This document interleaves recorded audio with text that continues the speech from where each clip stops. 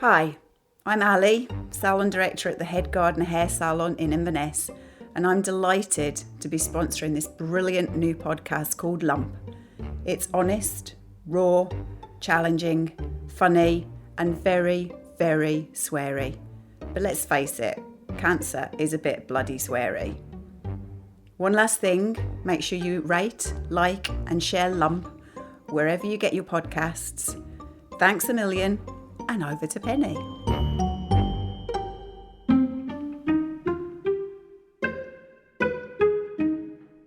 Mind versus body.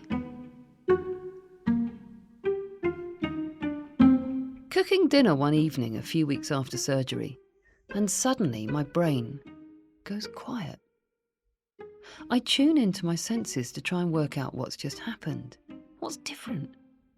And I realise that for the first time, I can't feel my back.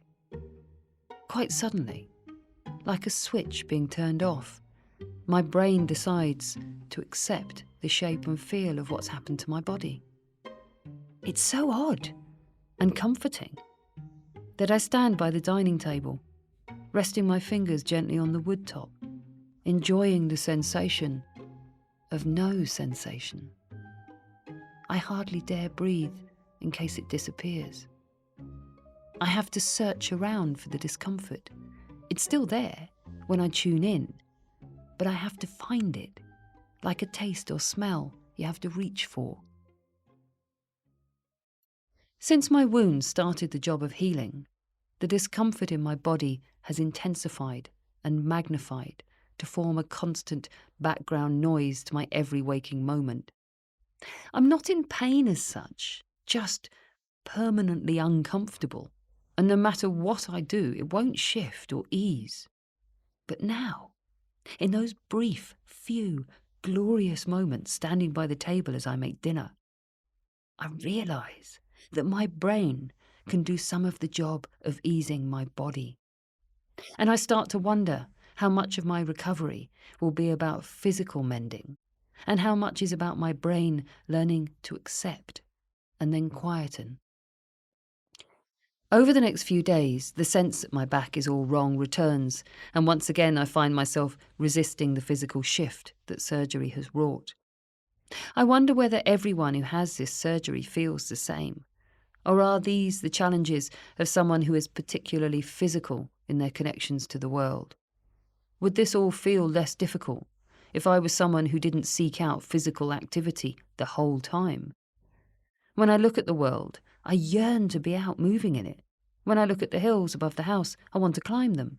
When we sit by the loch in the evening, I can't help but want to walk into it, to feel it all around me, to watch my hands through the peaty brown water, to swim.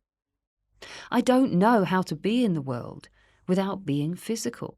And now, following surgery, whatever I do that's physical is drowned out by the noise of my post-surgery body. I try and pick apart what's eating me up.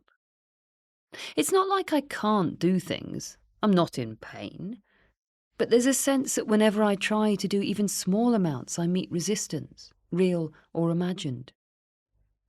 Every contact and exchange seems to revolve around whether or not I'm resting.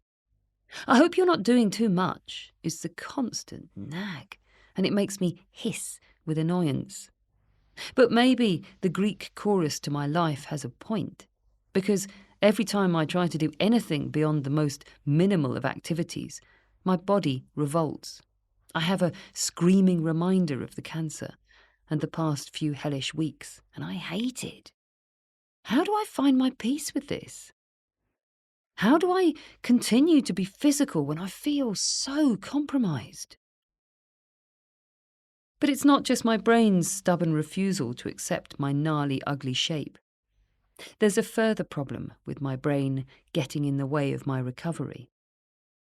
On Thursday, tired of listening to my body's constant whine about the pressure and twisting in my back, I decide to set up my road bike on a stationary turbo. It means I can cycle indoors and ease myself into fitness again. At the risk of me constantly yearning to be out on the road, we set it up in a room with a stunning view down the length of the loch. It's a Friday evening before I decide to brave climbing into the saddle and turning the pedals. It feels fine, and I feel an exciting flicker of possibility. The possibility of getting me back, in spite of the mess of my body and all that's happened. So I gently pedal for 15 minutes, then climb off and feel pleased. I photo message David, who's off fishing by the loch. Ta-da!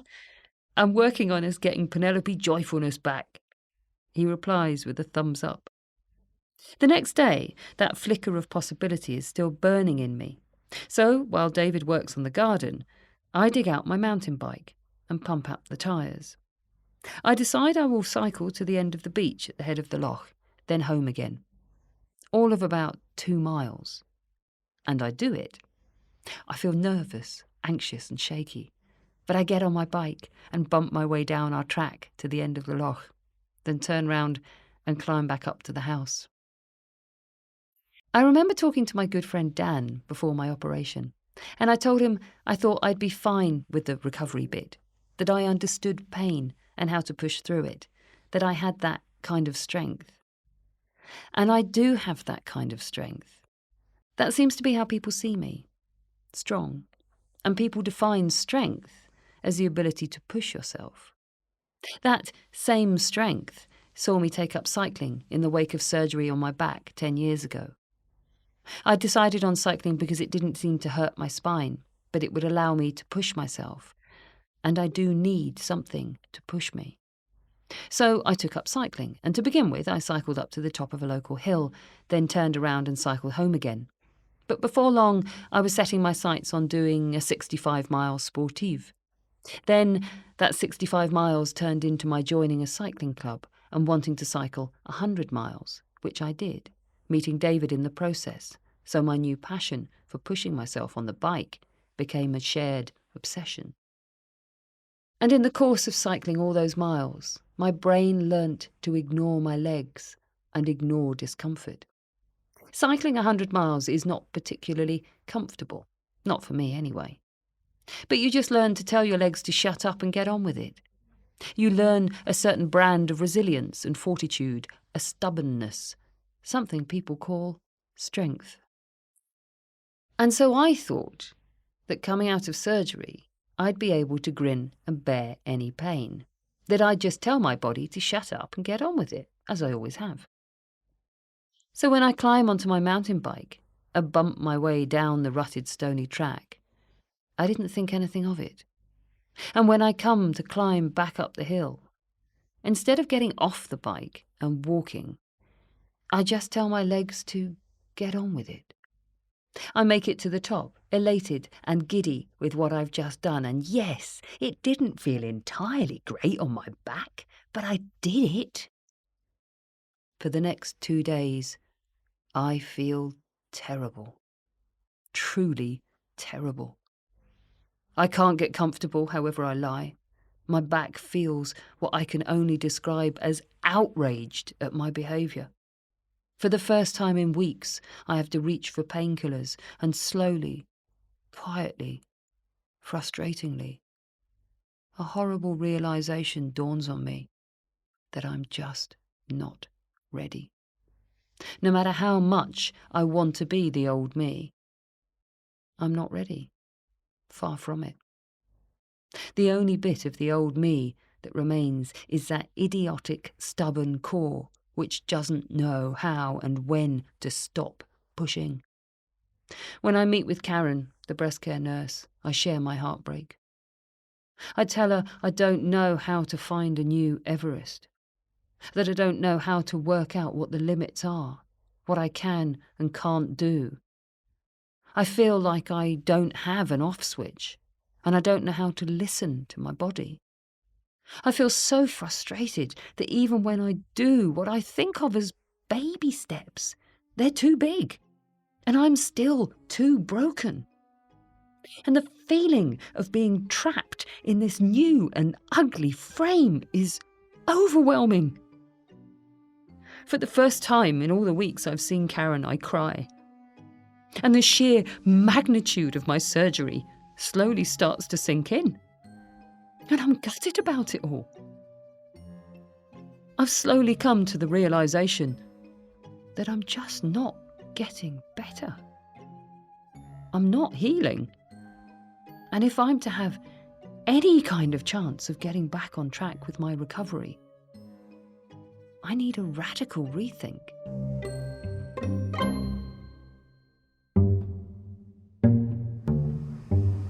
Hi, this is Amy from The Head Gardener. If you're enjoying Lump Podcast, make sure you subscribe so you never miss an episode. And don't forget to leave a review wherever you get your podcasts and share it with everyone you know. Because let's face it, cancer affects everyone around us in one way or another. We hope you enjoy listening to Lump as much as we all do. So next time you're in the salon, tell us how much you're loving Lump Podcast and we'll give you a free gift. Coming up in the next episode. One evening, sitting by the loch, the desire to wade in was overwhelming. I could feel my body leaning into the idea of icy water soothing the angry, tangled muscles on my back and breast. Having taken root, the idea became a clean and simple need. Lump is written and presented by Penny Stewart and produced by Adventurous Audio.